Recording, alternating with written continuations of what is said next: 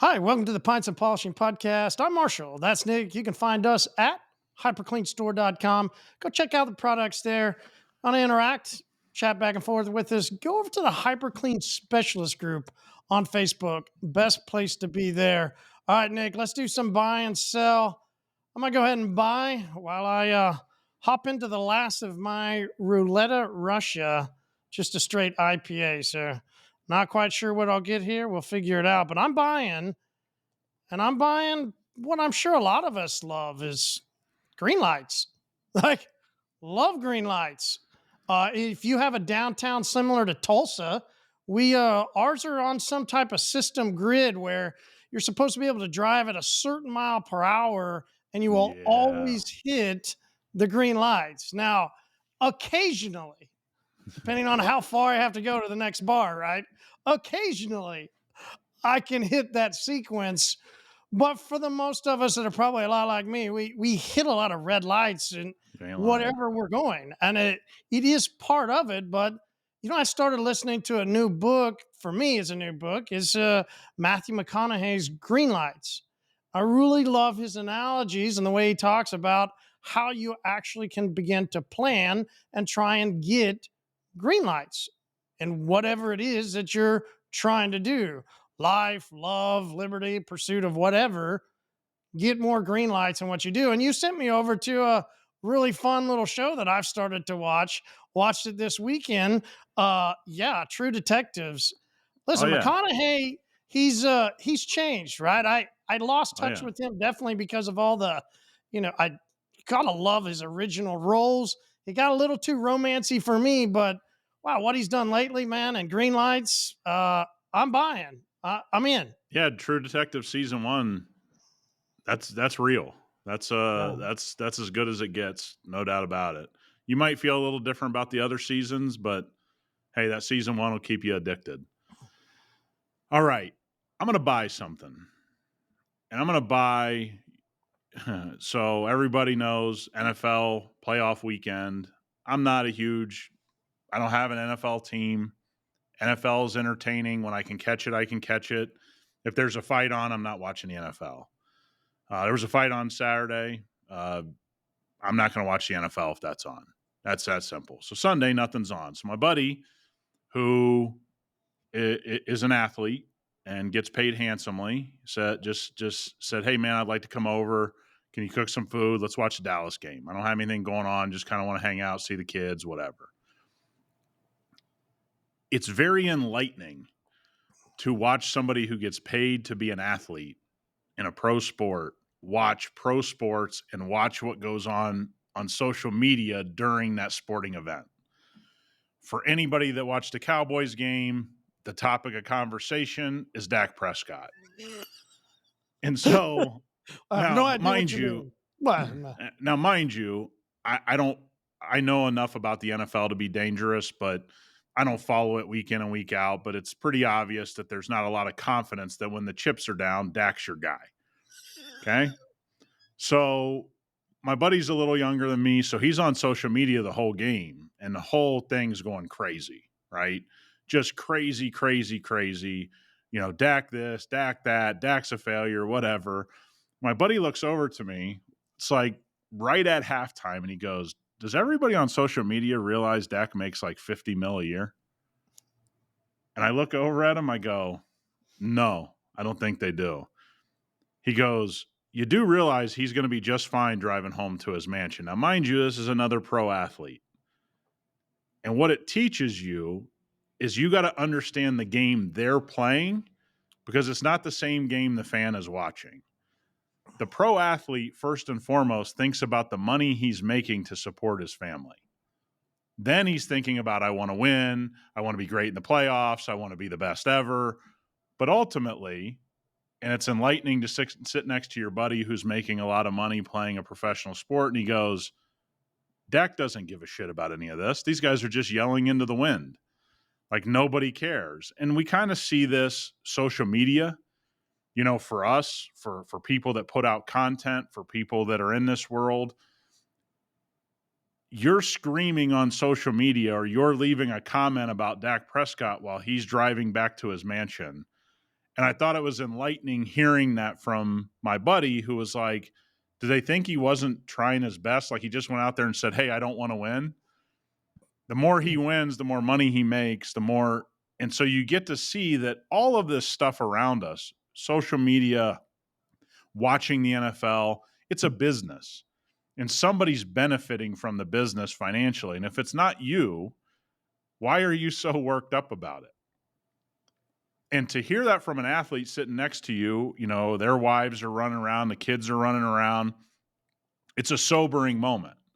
Now, I'm not that way. I obviously know Dak Prescott's making 30, 40, $50 million a year, and I'm not going to get on social media and blast Dak Prescott because he's living pretty well. And he might Right? be a little better quarterback than you are. Right? Like for me, that's always the one, right? Like it's like I love the guys. Oh, man, I could do that. Oh, I could have thrown that I pass. call Like, him. I introduced him because he's a little too young. I said, "Yeah, buddy, on social media, it's just a bunch of Al Bundys. oh yeah, That absolutely. you know, talking about their high school days, what they could do. You know, I go, yeah, man, and he just kept going on. He goes, I promise you, man, he's going to be a little bit sad this didn't go his way, but he's going to go on vacation next week, and he's going to go to a 5-star place, and he's going to have his bills paid, and he's not going to think about it other than he's got to get back in the weight room and he's got to work out We'll and be he's got ready to for do his next job. year. Yeah. You know, it's all he's going to do. And Mhm. so you think about how bent out of shape everybody gets, and we've certainly seen some things get bent out of shape here in multiple ways in the detailing world on social media. But you start to think about there's a lot of individuals that don't understand the game. We talk about that a lot on the podcast. Do you know what the game for Dak Prescott or Aaron Rodgers or Tom Brady is? They're living pretty good on that paycheck. And guess what? Whether he wins or loses, that paycheck cashes, and it's Mhm. a big number. Yeah. And as we've said, I mean, the higher you get up, the more people are going to be coming at you. How many of us would love to be under the microscope of their job, to have people analyzing every moment that you make and every decision you choose for what pad to product combination, which way you brushed a certain way? Like, right? I get this is Yeah. what becomes so funny about. Listen, let's go and say we probably both should have bought the amount of awards that we received this week from you know, listen, my acting skills were phenomenal and Yeah. so good that I got awarded Golden Globes. You got awarded this dude's a stud, right? I mean, I think you Yeah. framed that one, didn't you? Right? Big in the community. I'm big in the community. I've subscribed. This guy's a stud. Marty's winning a Golden Globe for his acting. Social media is funny, man. People say what they want to say. That keyboard in between them and you is a freeing thing for a lot of people. And I'm glad people interact, and you know, I'm glad people have fun with it. You know, there's a lot of guys that don't have fun with it. They take all this stuff as life and death, or, you know, you said something, so therefore I have to take a stand because you said something. It's like, relax, man. It's just social media. I mean, there's some TikTok guys that could not believe the way you treated your employee. He was just trying to use a wash mitt, man. And then Yeah. the amount of people that got up in arms over the grid guards and what tile a bucket or what towels. Like this is it really is interesting how you start putting out opinion, how you start performing, how you start really showing. And then yeah, there's quite a few Ted Bundys out there that just love to No, lob out Al there. Bundy. Ted Bundy's a serial killer.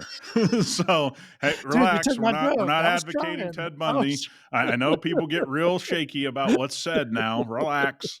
Social media. Take a deep breath. Marty didn't mean Ted Bundy. He meant Al Bundy. I mean, it is to that level where guys are taking this to a level of seriousness that I promise you it's not this serious. It's just people giving opinion.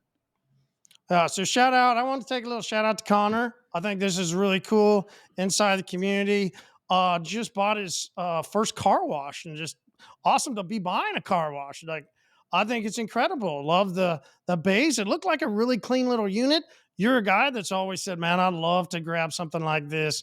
Find a Yep. little wash around. You like something is something special for those inside of car care those little coin operated car washes with the in bay automatic, it's pretty cool. It really is. Yeah, and here's the thing, Connor, I appreciate the shout out. Obviously, he feels that we played a small part in all of this, which we didn't. You know, he did this on his own. But he's the ultimate buy this week, right? He's got a couple bay shop. He's going to be able to put a detail shop into this. Uh, what is it? 3 or 4 bay, coin Hmm. operated, very clean. And it's him taking the next step.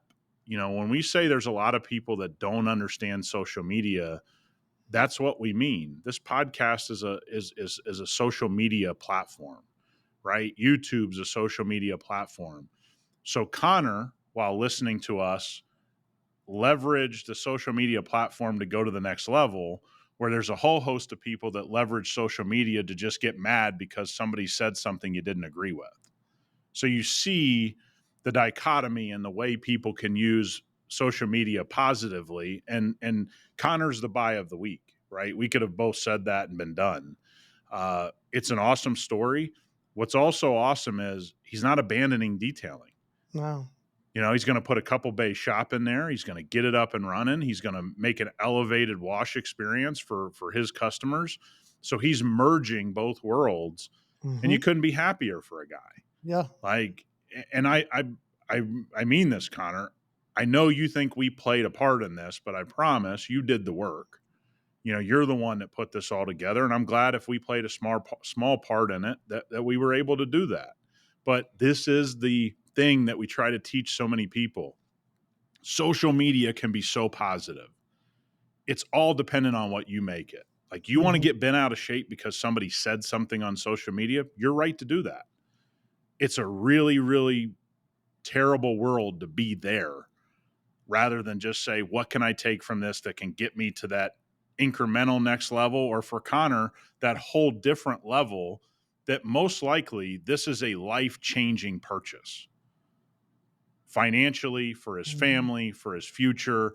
This is a wealth building step that, if done right, his life is going to be better for the next 20, 30 years because he was able to do this. Yeah, and I love what you talked about, the blend in a sense of having an elevated wash experience. You're right. Taking a detailer mindset into a car wash, you got to appreciate what he's going to be able to do. I think he'll fall in love with the wash process, with educating the people come to his wash and educate them on how to use, even though they'll be using a brush that the other guy had just used, how to still wash appropriately. He'll make sure that his chemical has enough lubrication in it so that his customers get the best experience. I love too the people like Auto Wash, right? Like having Dylan Von Kleiss now educating people about mag chloride and the way that they have an elevated wash experience. You know, Dennis and his wife are on the podcast many years ago. Great people. There are others that are in pursuit of an elevated car care experience to their customers, to what they use, to their processes, to everything. I love Yeah, the idea of yeah. detailing inside of a car wash. Yeah, I'll give you a funny thing about mag chloride so we can get this out of the way.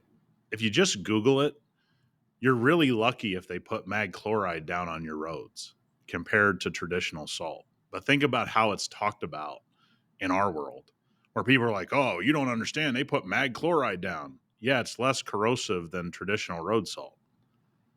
It's actually better, it's more water soluble. But think about if you take a detailer's mindset, an educated detailer into that world, you go, hey man, we take care of your car properly. We're just fortunate in our state they don't use road salt. They use this type of road salt, which is called mag chloride, which is a lot more water soluble. But think about it. I mean, think about the miseducation around that. You and I hear, oh, you don't understand. They put mag chloride down where I'm at. Yeah, it's actually better. It's actually less corrosive. Now, if you're an educated guy in one of those states, you got a leg up, right? That detailer's mindset into a wash, that detailer's mindset, like Connor's going to do, to have detailing on site and maybe be able to sell bucket packages to people so they can bring their soap, their wash media, their thing to that you supplied them. Where's that going to be available in his area? You know what I mean? Like this is incredible. And again, using social media to not get upset every time somebody says something you don't like or don't agree with, and instead using it for positive. That's the story of Connor to me. And then the great stuff that he did after that himself to make this deal happen. Yeah, absolutely. So you're a car guy. You're a car guy that, you like to change your card, I guess. Right now you're carrying the BMW card guy, right? Yeah. But I think soon you maybe be switching over to something else. But you're a car guy that's that way, but maybe not a car guy that's into people that, I don't know, they like to showcase their personality or, you know, individualize their car. So I love the people that are putting out the license plates now. That is always funny. Keva's, this is the one that I love. It's Jeep guy doing Jeep thing because they're being a Jeep guy that puts van and they're associating themselves as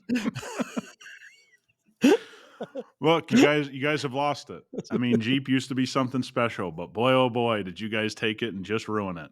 Yeah, he's got a Jeep Grand Cherokee that says van on the license plate, and now identifies as a van. That was a funny post, and it that's was. look. I know people don't believe me when I say this. My greatest joy in life is personalized license plates. It's just unbelievable what people put on their license plate. But so you're a stock only guy, right? Like no Yeah, extras anywhere.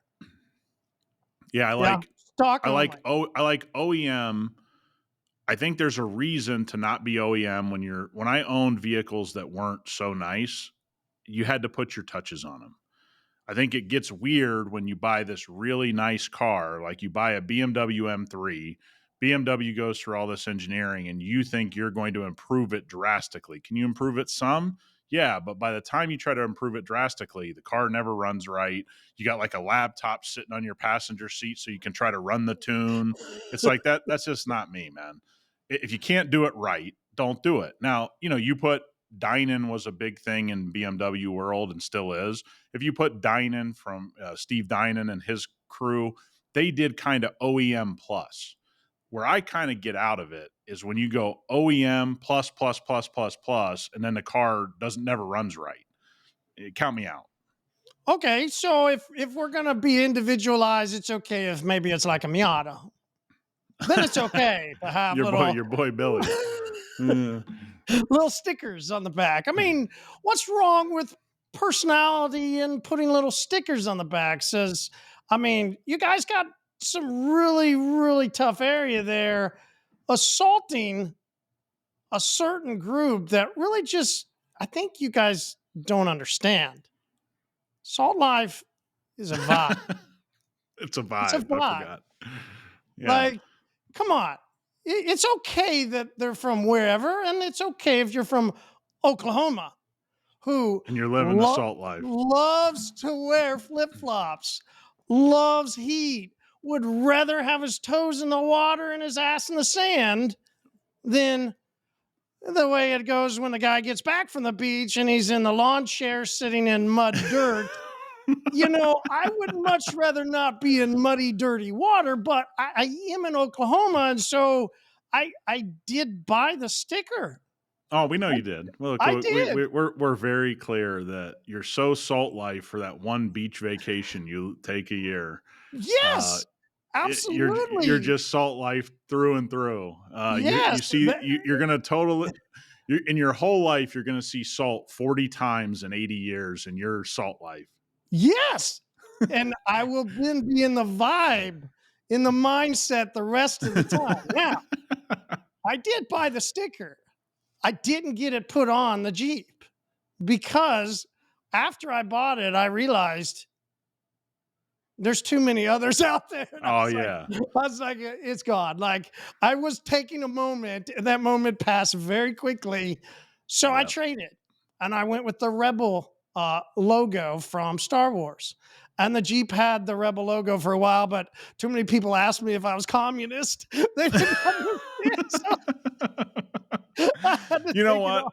I'm done with stickers. Yeah, That's where you got to. I'm good. Yeah, I'm good. I laugh. Everybody, and again, this is where we talk about take social media with a grain of salt. You can put whatever you want on your car. We're having a joke. take a deep breath. Yeah, the salt life thing has been really funny to me because, like I said, very few of us, and as you know, when I lived in San Diego, I lived right on the water, and it was great. Although it's hard to swim in the Pacific Ocean without, a wetsuit all the time because it's so cold. It's hard to live the salt life in San Diego. Truthfully, it's pretty damn cold. But yeah, the salt life when you live in North Dakota, the salt life when you live in Ohio, the salt life when you Oklahoma. live in, upstate New York. It's like, I don't know, man. I mean, can we just kind of say that you're not living the salt life? Is it? But you're telling me it's a mindset. So you know what? I'll back off the salt It's a life. It is mindset. what it is. What it is. At least that's what I'm going for, man. That's what I'm going for. Yeah, it's That not was whether you my actually that see the was my Hail salt. It's Mary just if you out. have the. It's just if you dream about the salt, you can put the salt life on there. Yes, yes. Yes, that's the way it is. If you can keep your flip flops on through November, then listen, you deserve the sticker. But so I know you don't like upgrades. You can't believe people stickerize their cars. You don't do bumper stickers or personalized license plates, and you also hate on people that name their cars. Listen, I found another guy this last week, and he's one of our raw suppliers. He's our sales rep. And we were in the meeting. We had a great talk. Then I walk him out to, well, he doesn't have his Challenger anymore. Got in a wreck. So what does he have? Safety. Subaru. Like, love it. I love the guy because he starts listing Yeah, he's off the great. liters on his engine. He's that kind of guy, and he's like, it's underpowered, but I didn't go with the turbo. Listen, it's a work car, so I named it Beetle Bailey. Chalk it up for another guy that names his car like it's green. I was like, yeah, I mean, it's green. Like Beetle Bailey. I mean, do you even remember? Were you a Yeah. cartoon guy growing up? Like, Well, this it isn't where was the people, Sunday yeah, comics was what it yeah, was this called. is Sunday Yeah. comics cartoon. Like, not the ones that actually made it to the screen. Yeah. They were the ones you had to read a little bit, then look at the next one and go down. You got Yep. about 6 triangles or 6 squares per week. Yep. Yeah. No, I do remember Beetle Bailey, but he's such a good dude. One of the nicest guys you'll ever meet. Naming your car's a no. Can't do it, bud. Like, and next time we have a meeting with him, first item on the agenda is can't name your car, my guy. Can't do it. I I can't have it. You can't be in our building and name your car. We're the car people. We're going to help you out. Don't tell anybody else about this. Wipe it from your memory like the Men in Black thing that they use to wipe it from your brain what happened. He's such a good dude. And the fact that he went from a Challenger to a Subaru and he's talking about the engine and he's talking about why he named it Beetle Bailey, that was a funny story, no doubt about it. I'm impressed you tried to quote a movie. You did a little movie quote there. Men in Black clicky thingy. Like, Yeah, what was it I called? love The it. Mind Eraser? That's usually what you call Fireball where I'm from, the Mind Eraser. But yeah, no, it's he's a good dude, man. And I hope he listens to it. We love you, bud, but you can't name your car. All right, so let's go ahead. We just did an episode. Everybody go check it out. If you listen to this one and you haven't heard the deep dive yet, go check out the deep dive. Inside of that, there's a special moment where we talk about correction and we readdress something like, because we've been known for meaning since 17, 18, 19, talking about you can do coating without doing paint correction. It's cool to see people are catching on that bandwagon more and more. Inside of that episode, we're specifically talking about Trey. While inside of the specialist group, we did have Michael asking, okay, he knows that you can do wash clay uno, but what about wash clay dose? Yeah, I'm going to come out a little differently than most. I would do, what we call in the industry, at least an enhancement. I would personally, to make yourself, feel a little bit better about the adhesion. You're trying to get something to multiple years. You also want to remove some imperfections, make this look as good as possible because the likelihood is dose is going to go beyond 2 years. So you could be talking about getting that to 30, 36 months if properly maintained. And so do you have to?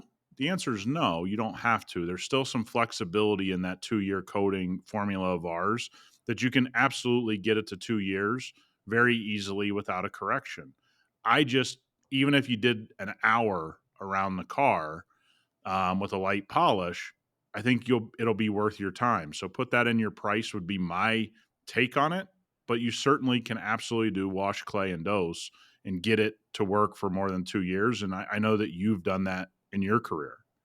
So yeah, absolutely. I've and which I'd recommend to different people to try different. Exactly. I mean, you should. And here's the interesting part, right? Like I think this is interesting, which you and I have talked about over many parts of the years. Is well, different things that start to pop on social, right? You can say one thing at one point, and sometime later down the road, something starts popping.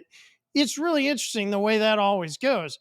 The way it also goes for what's going on now, right? We're having some discussions and we're putting some things out, whether that you can find this deep dive on the podcast or you can find it over on YouTube, and got a really great team working with building out the YouTube, and the stuff that we began to put on there begins to draw, as we said earlier, and we'll say probably many times before, it draws a special interesting type of attention too. Like Yep. it does begin to get very interesting, even where Sean, this is what I love, I can very appreciate though the people that it gets an attention from.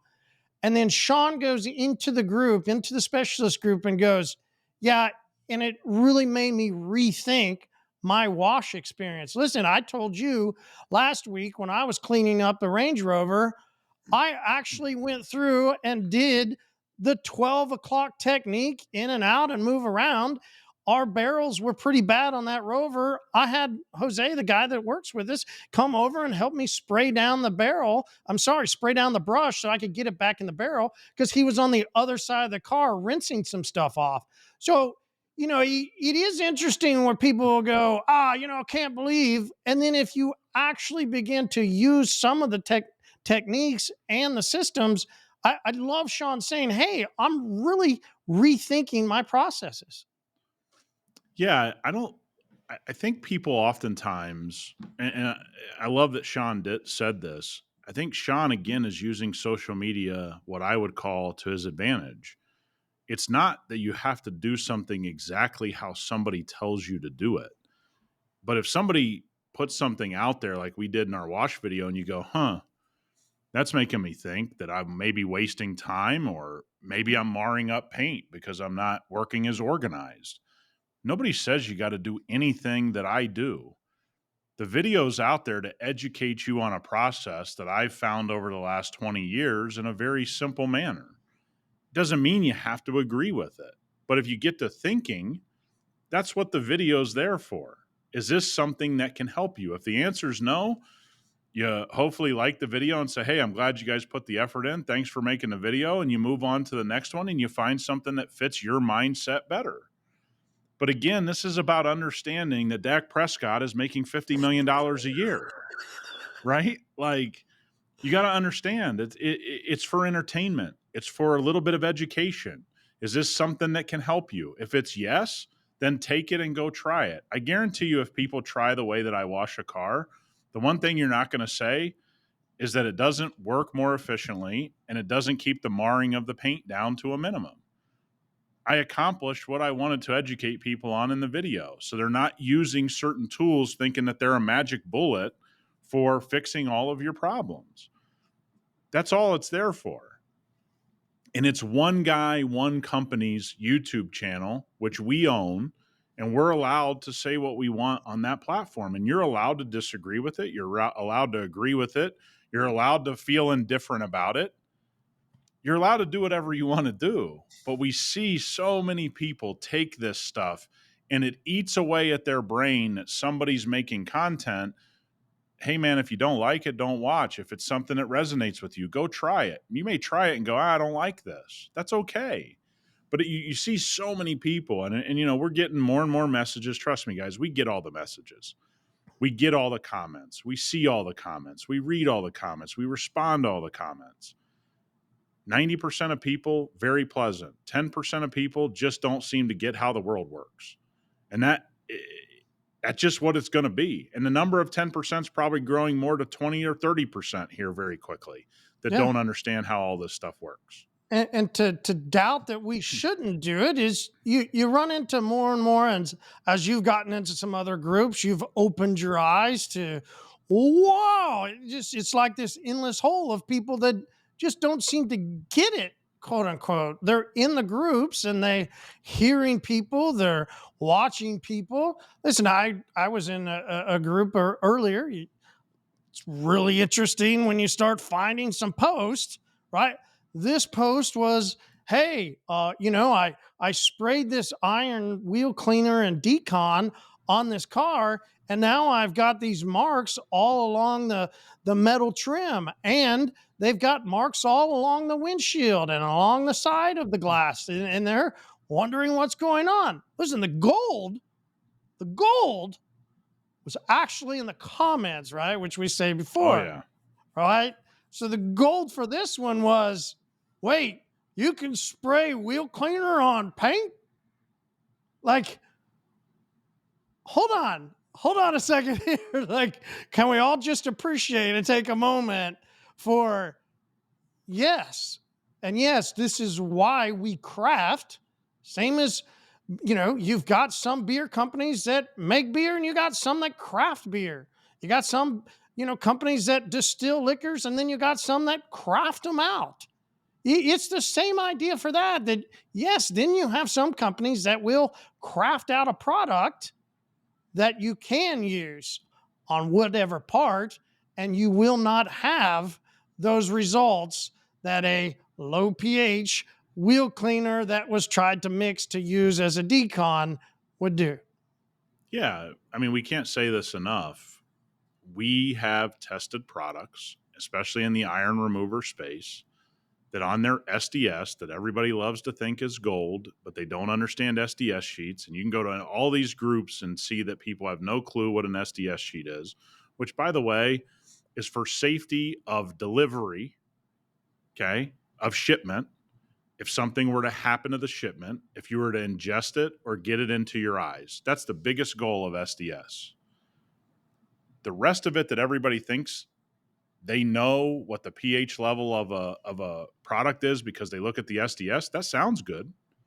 That sounds really good.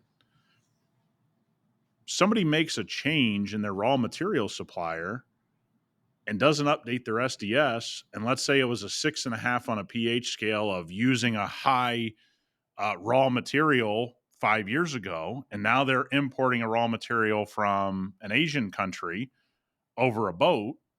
And Which now, guess happens what happens? tons of times. Oh, and we've gotten word from a recent manufacturer that, oh yeah, we switched to importing all of our raw material. Yeah, you're going to have some sediment in the bottom of your formulas now, but it's no big deal. As they were burning millions of dollars worth of aviation, RV, uh, marine, all of these kinds of things. This is a major manufacturer that admitted this to us. So, for all of you that think the SDS sheet is going to tell you all of that, it sounds good, but we've tested iron removers that say they're 6 on the pH scale, and when we test them, they're a 2. They're a 3. What's that mean? You're burning some trim. You're burning some metal parts.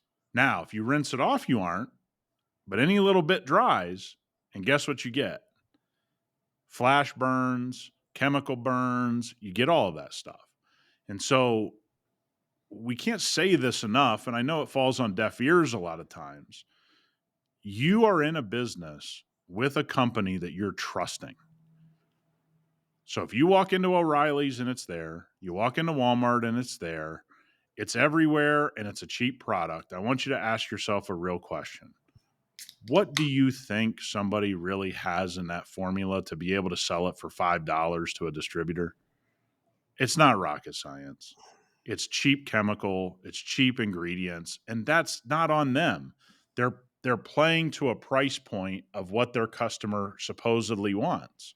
And so if you care about your car or you care about your customer's car, using an iron remover that you just trust this cheap company is going to get right, you're the one taking it in your hands because they already told you what they are. They're a cheap company. that's okay. There's nothing wrong with that. But when you burn trim and you want to go into a group and you want to bitch about burning trim, did you buy the highest quality product or did you buy the one that was most affordable, i.e., the cheapest? Because those things don't go together. Doing the great job and never burning trim and cheap, that stuff doesn't go together. No. And you know what also doesn't go together, which is interesting, is I've started to see, which was fun. The other day, looking through some TikTok stuff, uh, this guy had messaged me, us, and so I started looking back through some of his stuff, and I was like, "Huh, yeah, I remember talking to this guy years ago, right? Remember we used to do quite a bit of TikTok things. We sent out a lot of stuff, like, and kind of look back at this guy, and I go, oh, yeah, he isn't really kind of progressed. Yeah, he Yep. seems to be kind of just doing the same old thing. And while at the same time, literally almost the same time, hours later, we get a message on Instagram from somebody that we had talked to around the same point in time on TikTok, but she messaged us from Instagram updating us of her progress. She's about to get into it here in February, get into a shop. She has progressed, continued to grow her business as a mobile detailer, and you see her success. She's like, guys, and I listened to your episodes. I can't thank you enough. Okay. I love seeing the people that listen, the people that talk, and the people that then go into the specialist group, the people that are active inside the community, continuing to elevate, continuing to climb. And it makes all these comments or makes all the people that want to say things, and you just go, same as when I was buying last week, right? It just makes you want to go, shh, shh, Yeah. quiet. The big boys are going here. Yeah. Watch everybody else play. Yeah. And what you want to say is, why say anything at all? Go do your thing. Go make your success. Go put out valuable stuff that lots of people want to watch or listen to, right? I mean, we all have the same 24 hours in a day. We all have the same capability of turning our phone around and getting hundreds of thousands, if not millions of views on TikTok or Instagram or YouTube Shorts or whatever, right? Everybody has the same hours in a day. Not everybody has the same talent, but you can certainly develop a following with very little talent. You just need to know what you're talking about, right? And you also need to be self-critical to say, hey, we're not doing so well. I got to change this or I got to try that. And that's what we see the stagnation of, is the sort of know-it-all of, we have it all figured out. I'm here to tell you something. The reason comments don't bother me on YouTube is if people heard how you and I talked about what we did and what we put out and how much better we want to get, you can't hurt our feelings. We've already said 1,000 times worse about ourselves, and it's not because we don't think we tried hard or whatever, but we know that I don't sound great on the microphone. We know that maybe I didn't describe things the best, or we didn't shoot it the best, or whatever. But yeah, there's a dichotomy, right? The guy you're talking about doing the same video he was doing 2 years ago to what we see with this young lady is just opposite ends of the spectrum. Listen, Somebody trying to get better and somebody, not doing so well. I love getting on the phone with people and they go, "Oh, that's why Nick calls you Tommy Tech." I'm like, okay, it's what it is. So, we ask the question to ourselves, like, why the confusion? Huh? I mean, really, it does begin to continually ask, like, if you can see a clear direction of those, and I love inside the specialist group, and we see it, people continually going, hey man, look at this. Ah, wow, look at this. Like, love seeing everybody's climb. Why is there confusion then of people that are putting out other stuff and the people that quote unquote, right? Follow, quote unquote, watch, quote unquote, subscribe, quote unquote, whatever. They listen, they watch, they're influenced, however you want to describe that. They're one direction. While we've got plenty inside of our community that are continuing to climb, you really start to question, why is there confusion? Yeah, I think it's an overall question that you and I have talked about a lot the last 2 years. As we've tried to figure out our path and the way that we want to take the company and the people we want to bring in to work with us and work beside us, what you find out is there's a lot of people online that don't understand how something as simple as YouTube works, right? And let's kind of break down what I mean by that. YouTube, for those that don't know, YouTube works in a simple way. You put up content that you shot on video onto your channel and you hope to grow your channel and your following. Sounds simple enough, but you don't have to be an expert at anything. You could just Hmm. be a guy that likes to detail cars and start putting up detailing content. And if you have the right words to say, if you know what to do, quote unquote SEO or descriptions and the right Yep. tags, and if you are pretty good at that stuff, you grow through the algorithm and you can learn the science behind an algorithm. Is that sort of Yep. what you're saying? Yeah, and let's take it to what a lot of people don't realize, and this isn't just detailing, by the way. So I don't want people to misconstrue that this is detailing. This happens in the cooking side of tech or YouTube. This happens with engine modifications on YouTube and cars. This happens in the boat world. This happens with construction world. Plumbing, electrical, things like that. That the vast majority of content on YouTube is amateurs making videos on a subject they're an amateur in being watched by other amateurs, Hmm. right? So if I need to fix the plumbing in my house, most likely the plumbing videos I'm going to see is like a do-it-yourselfer that's maybe been doing it himself for 10 years, but he's not a master plumber.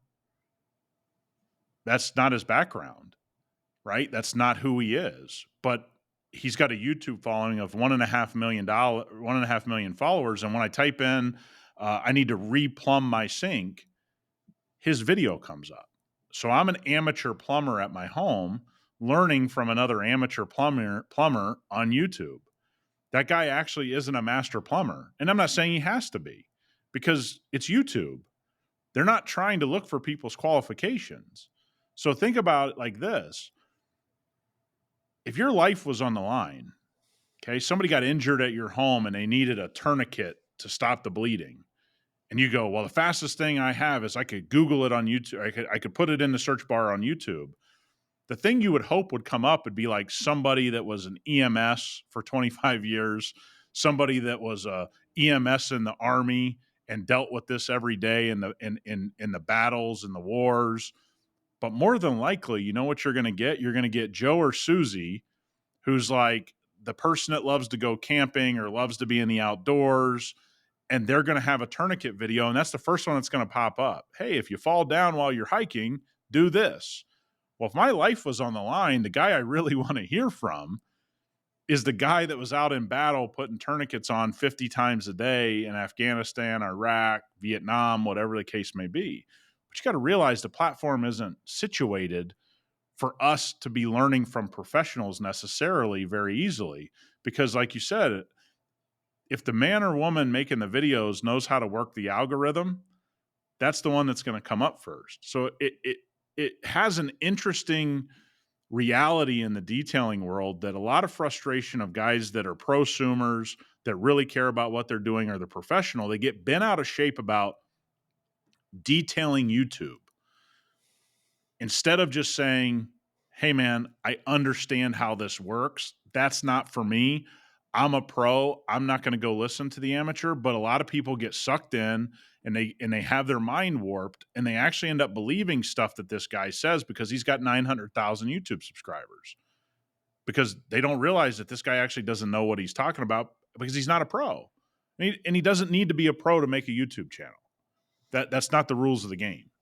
Okay, so here's the interesting part where I think that you know, I so many people that kind of question that for a moment. Now, let's put it into some car guy terms. Let's put it into some car show thoughts. Let's put it into I don't know, that muscle car guy. Let's put it into that theory. Explain it in that way. Maybe we can understand it a little bit. Yeah. So For any of you that have gone to car shows, especially a classic car show, classic muscle car, hot rod type of show, you're going to see a lot of cars with really shiny interiors.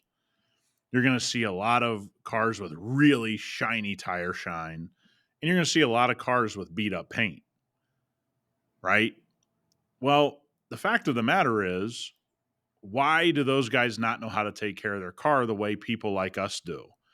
Well, because they learned how to care for their car from their buddy, the guy down the street that was a supposed car guy in, 1985, and we came up together, and so they passed information around these car shows as the right thing to do. That's why some of these guys still use Armor All.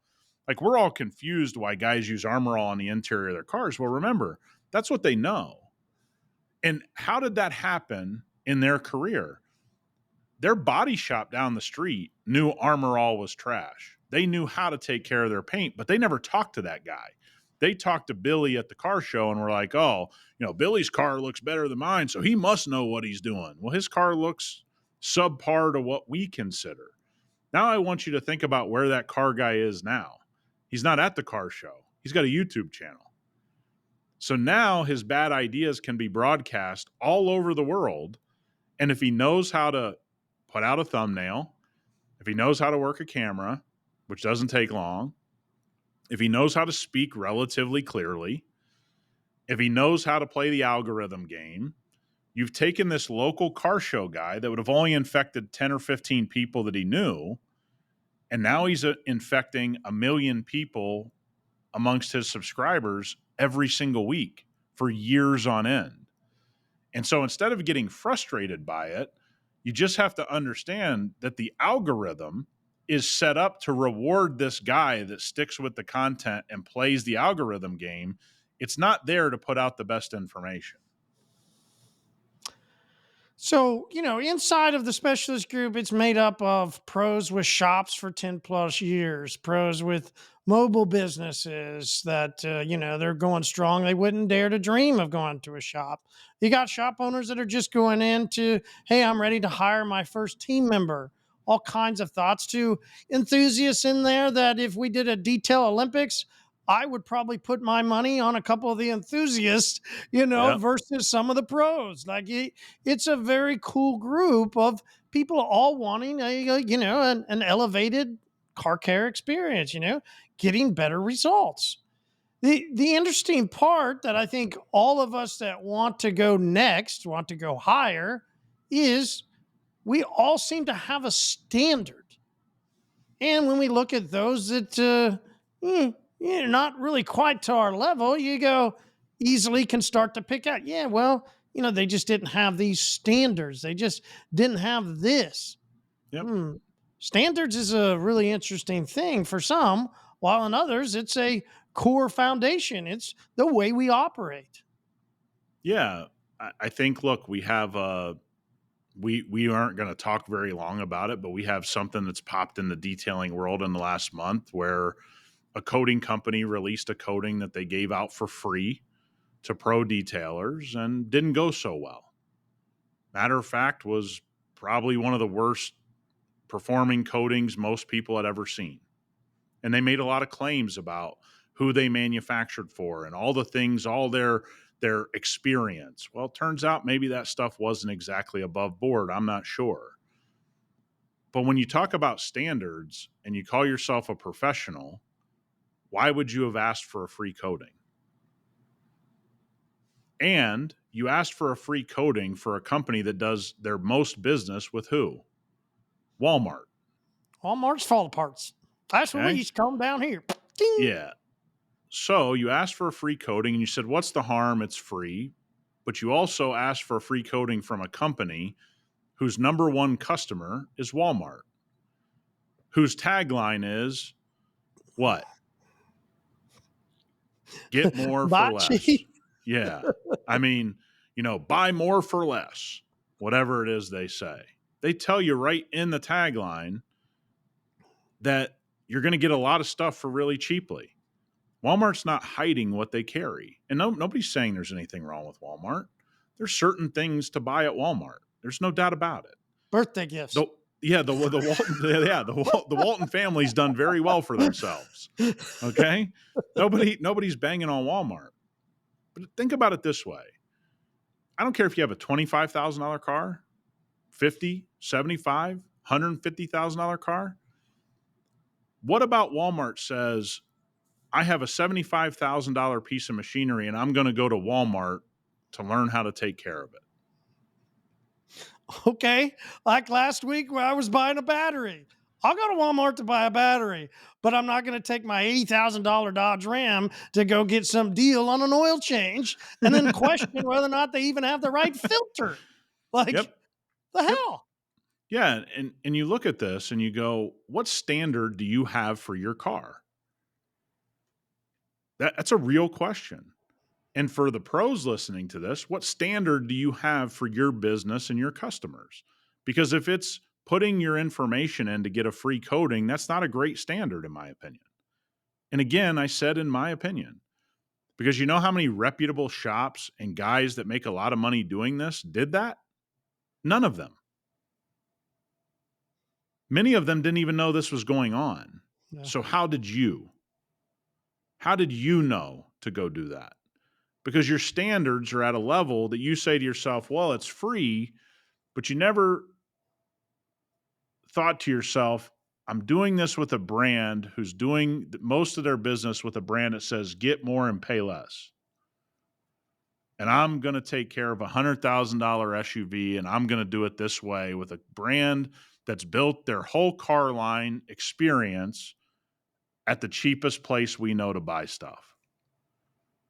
So, is there a standard you have? I don't know. I know what my standard is. I know what the people I respect that take care of cars on a high level, I know what their standard is. But there's this big gray area where people are getting educated on things like YouTube, which isn't a negative. But if you don't understand the game of YouTube, as if you didn't know that the CEO specifically went on somebody's podcast because they paid that guy on his YouTube channel to say really nice things about their coding, even though it was evident it was failing everywhere. You want to tell me you didn't understand the guy was being paid? We've been telling you for 3 years guys were getting paid. And some of you have been listening that whole time, still put in for the free coding.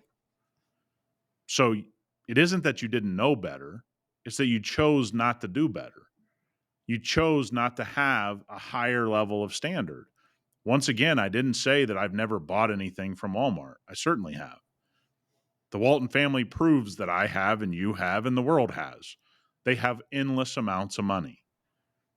But buying an extension cord to hang your Christmas lights is a little different than buying something to take care of a $100,000 SUV, which, by the way, is a run-of-the-mill SUV these days. The world changed.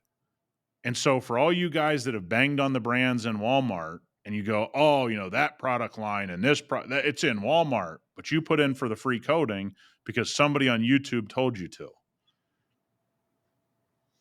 What was the difference?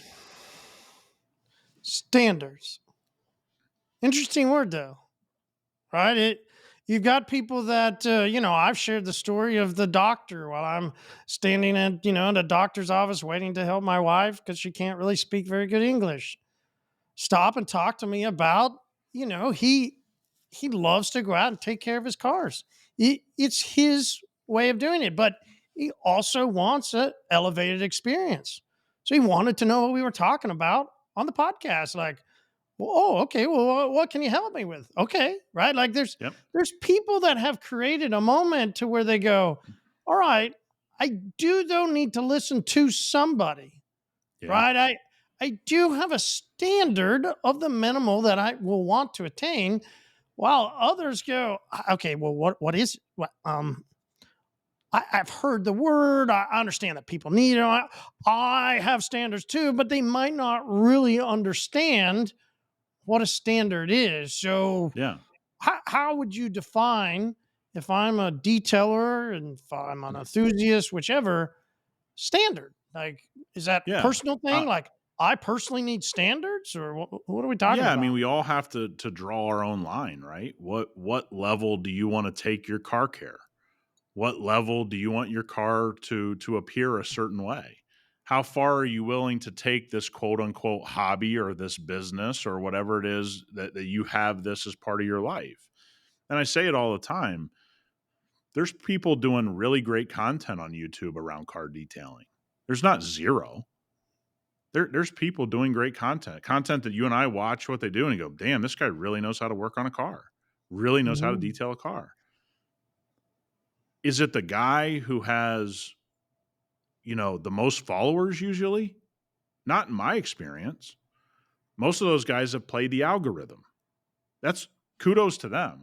There's no hatred towards that because they don't affect my life, right? They don't make me go, I can't believe this. It's like, hey man, if you're having success, good on you. I don't hate on that. I also am not being burned by it. And a lot of people are.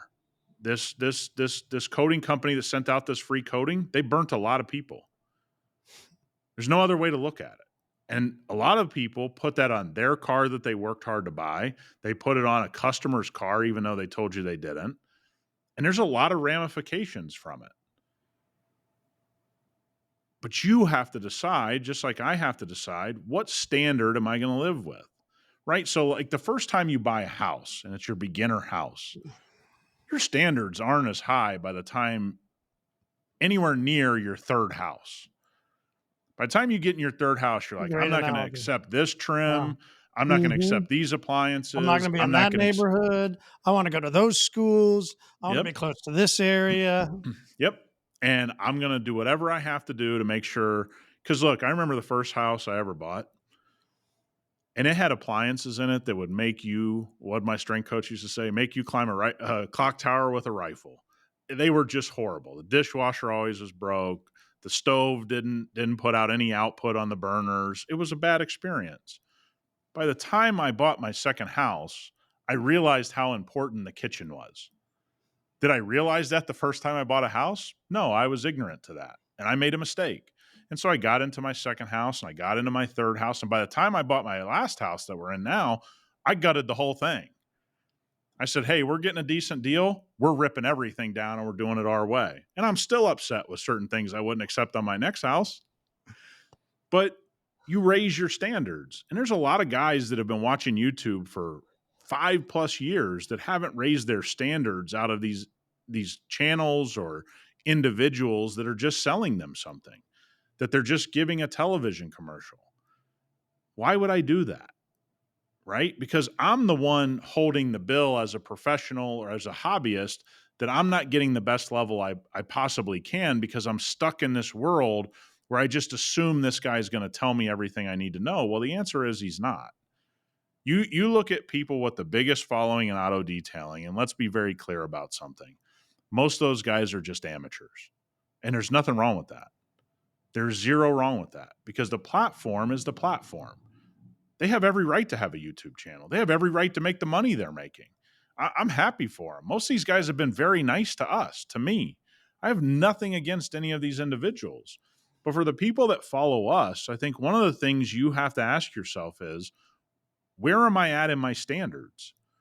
If I'm requesting a free coding from a company that does business almost solely at Walmart, it's very hard for you to get somebody to believe you have incredibly high standards to taking care of a $75,000 truck. That just doesn't work together. And it never will work together because that place says get more and pay less every time they run a commercial. And it's okay. We all start somewhere.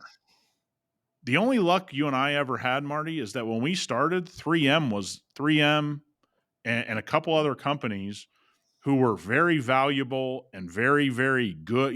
The polishing system I started in was 3M. It didn't get any better.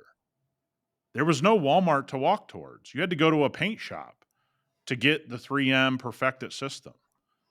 You had to go to experts. So how that's evolved is when I started my career, I had to walk into a group of experts to get the stuff I wanted. Mm. Most of those guys they were body guys that then got burnt out. They opened up a paint store. They now sold everything. They'd been refinishing cars 20 years. You know, the old grizzled paint shop Mm-hmm. guys. Mm-hmm. They would be able to smoke in the store, Yeah. which I always thought was funny. All the flammable stuff around them. They're sitting there smoking in the store. But I had to learn from an Or a expert. big old chew, and they would put it in a Oh, coffee yeah. cup, that little Yeah. styrofoam coffee cup with a little Yeah. piece of Just be paper in hawking it. loogies. Yeah. Mm-hmm. So we had to learn from people that had put in their time. Now, those guys are largely nowhere to be found on social media, right? The way we No, had it. you gave the analogy to me. I'm a Sam the Cooking Guy fan. You are too, but me probably a little bit more. But you had said to me that, and you'd listen to somebody's name, and you're like, "Listen, that guy probably actually knows a lot more," you know. But Yeah. Sam's just much better entertainer, so Sam Yeah. gets the nod. Yeah. It's not that you are throwing snowballs or you're hating us. Calling it a spade is what it is. It's the acknowledgement for what is going on. Not upset. It's more of an evaluation, right? So, Yeah. and here's where it comes into play a little bit more, right? What if, like, let's say each listener took a moment? Maybe we took a moment and we tried to guess where each detailer would rank when they thought of where they stand with their standards. Like, oh, I'm a Oh, yeah. standard guy, 100%. Or, oh, Yeah. I imagine there's a lot of people that think I'm a standard person and they put themselves at like 70 or 80. But when it really comes down to it, maybe they're more like that gym guy that, you had talked about in the last episode or a couple episodes ago where, they're talking about their such and such, but they really think that they're a standard person. However, their actions don't exactly prove that they're standards. So, if I'm wanting standards, what standards should we have? Yeah. I mean, it's a good question. I think your reputation has to matter to you, right? That's where you get into this. If you put in for the free coating, does your reputation really matter to you? I don't know. You have to answer that for yourself. I would say I wouldn't do something like that because my reputation matters to me. Doesn't mean I have the perfect reputation or I've always made the right decision, but I've really strived to make the right decision. So I don't think I've ever talked to somebody that takes care of their car or is a pro detailer that doesn't think they're a 10 out of 10. They have the highest standards ever. But I've also, in the same conversation, had somebody tell me I'm using a 10-year coating that I know doesn't work, but I have the highest standards. I've had that conversation endless amounts of times. Those things don't go together. And it's okay they don't go together. If you choose to run your business or take care of your car your way, no harm on me. But if you don't raise your standards, there's a finish line you're going to get to as a professional that isn't so friendly because it's called business closure. The only people that survive as long as you and I have in this business, and guys like Brian or name some people that we know, is they have a level of standard that most other people don't have in running their business and taking care of cars. That's just flat out the facts. All right. So where do we start with standards? Because I think it's interesting. Like I said a second ago, I said it to you before. Like, I didn't really think of wheel cleaning to the level that you think of wheel cleaning. I I didn't always start at 12. I didn't go in and out. I didn't go to 3 and then rinse. And if I rinsed, I put my brush in the bucket. I'm going to change my bucket later. So come Yep. on. I mean, what are we doing here? I'm the guy that had the wash mitt, wanted to put it on the car. I'm the guy that has the grid guard. Like, come on, man. Like, sure, I get it. There's some sediment, but how far are we going here? Like, Yeah. why does it really matter to stay at a 12 and go around in this exact certain pattern? Why does it really matter that I use the versatiles and have this system? I mean, come on, come on. Yeah. Look, it's not, it doesn't have to be important to you. You have to make the decision whether it's important to you. And when I had to start teaching people to get a certain result if I wasn't standing there, If I didn't have the highest standards, that wasn't going to happen. Hmm. If I didn't have a system that everyone could understand and get to a certain level, I wasn't going to be able to hire people. I couldn't just fly by the seat of my pants and know that I know what to look for because I've been detailing cars so long, and I'm not going to miss a lot of things because I know visually what things are supposed to look like. I had to teach people, and you've had to teach people. And the more you have to teach people to be a part of your team, the more simplified and basic you have to make everything.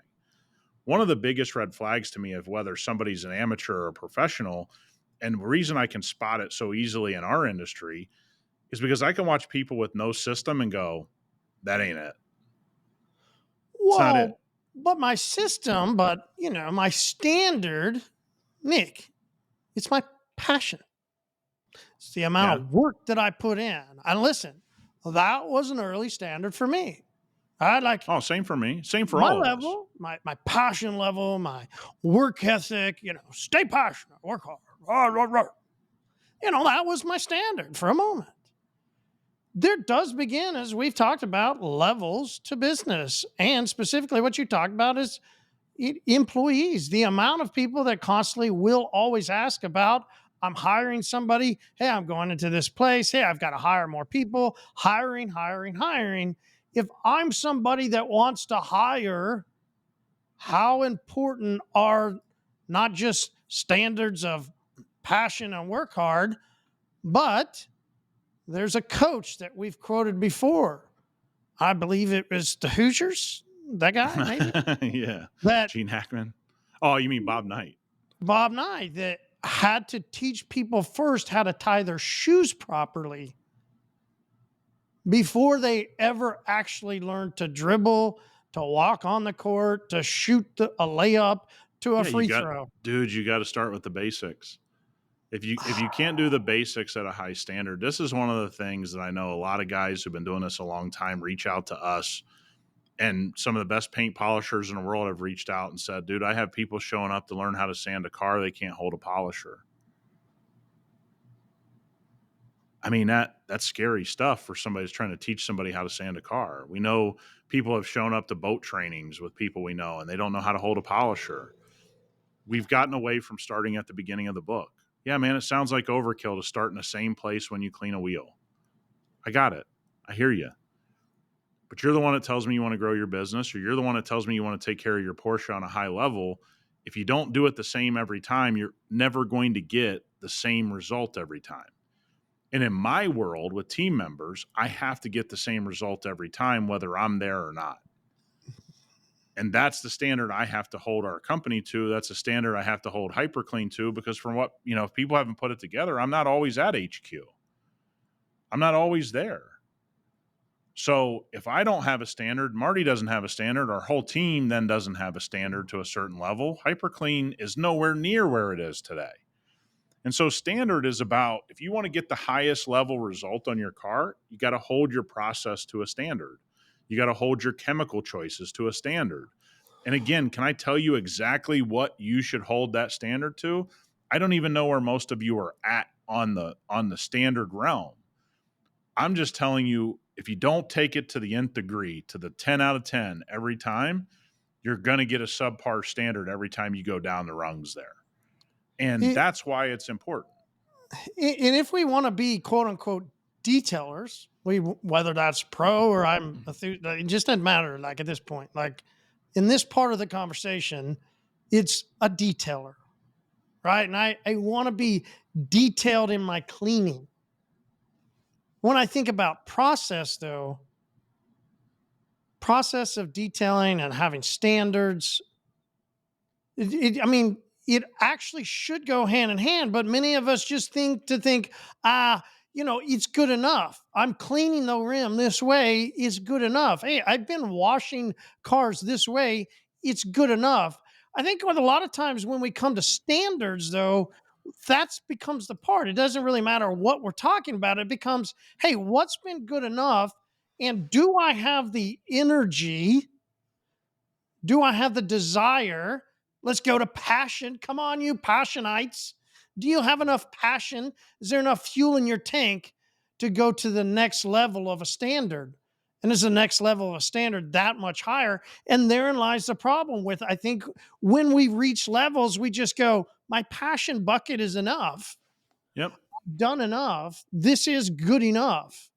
Yeah. And we take our standard to that level. Yeah. I'll tell you a funny story. There's a guy works for a tool company now that's admitted he doesn't know how to wash a car. And I'm like, so you don't know how to do the basics properly, but you want me to believe that you're going to correct the car at the highest level. You can't do something simple at the highest level, but you're going to do the more difficult task at a higher level. Take this out. Don't know how to properly wash a car, but you're going to be the best PPF installer. Best PPF installers usually do the best prep work. You want to know why certain paint jobs cost $1,000 and other ones cost $25,000? It isn't because the guy that lays down $1,000 paint job can't paint a car or paints it exponentially worse than the guy that does a $25,000 job. It's the Good prep point. work, the body work. That's what separates high level paint jobs from the $1,000, $2,000 job. The And prep probably work. there's some paint cost involved and quality of paint involved with Yep. what they're using too. 100%. They're going to use the best guns and they're going to be in the best paint booths and they're going to have the best paint and they're going to have the best primers and they're going to do a lot of things that guy who's charging 1,000 or 2,000 just physically can't do because the cost isn't there, right? The price he's charging isn't there.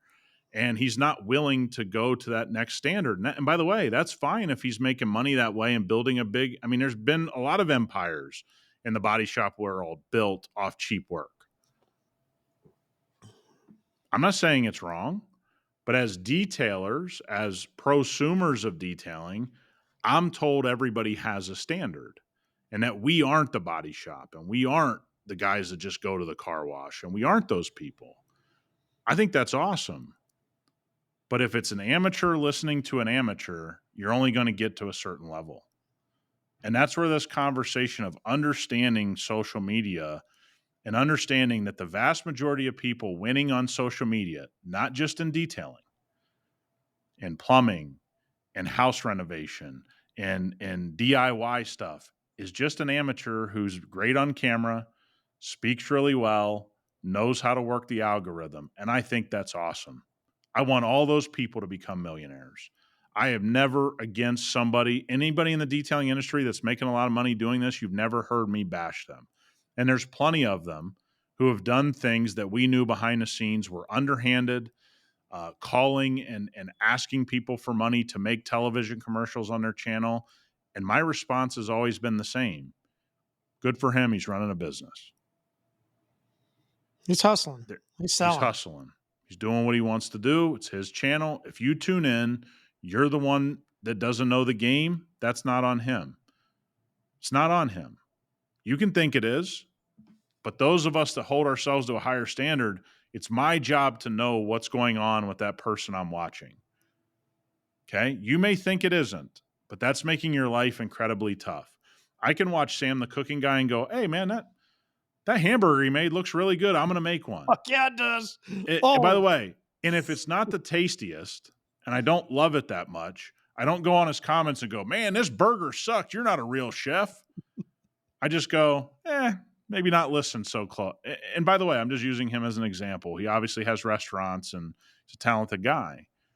But I say this all the time, like, if you have a standard, man, you're also one of those guys that brushes this stuff off. Hey, I tried it, didn't work for me. I brush it off. I don't go leave a hateful comment. I don't go and thumbs down someone's video. I don't go MF somebody. I don't, put all these comments on my face. Like, man, if you don't like it, you don't like it. Move on. That's also a standard we don't talk about enough. Is there's a part of holding yourself to a standard that you're not going to post things all over your Facebook or your Instagram or this or that. You're just not that type of person. Like, you're just not going to do that. We have a platform here called a podcast. We're supposed to be giving our opinions. All of you are free to have a disagreement with my opinion. I fully expect that some of the things I say, you go, I don't agree with them. That's fine. But understand that I'm on my platform doing my best to share information that I think is valuable. If it's not valuable to you, that's fine. Okay. But if you're going to this other place where it's an amateur detailer trying to tell you about a coating that he got for free and how valuable it was, and you weren't smart enough to realize that it was a free commercial or a $5,000 commercial on his YouTube channel, it's not on him, it's on you. You can't put two and two together. You got to hold yourself to a higher standard. And I don't want the world to be this way. Okay. Nobody wants this shadow who's making money, but that's the way it works. And that's why I don't hate on it. And that's why I don't get upset about it. It's just like, okay, man, it's all good. He can do whatever he wants. Yeah.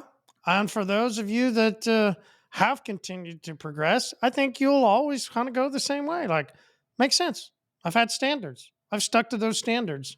And when you have standards, there's one thing that if you're persistent with your standards, it's cool how you begin to climb, Yep. right? It's really cool how that happens.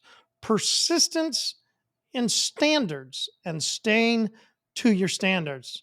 Also, hey, this is YouTube and we're out there. Anybody knows Sam the Cooking Guy? I've kept trying to buy BFF, your seasoning forever. Listen, let's roll. Come on, man. I don't know why that shit isn't online. Come on. Like we say Uh, Sham because you and I both listened to him. You watched him when he was in San Diego. Like it's a yep. great illustration that we can continue to go back to. Like, hey, standards are a thing. Standards are real. And as listeners begin to really evaluate this, they'll see how it's important to them. Nick, always a great episode, man. Good talk. Talk to you guys next week.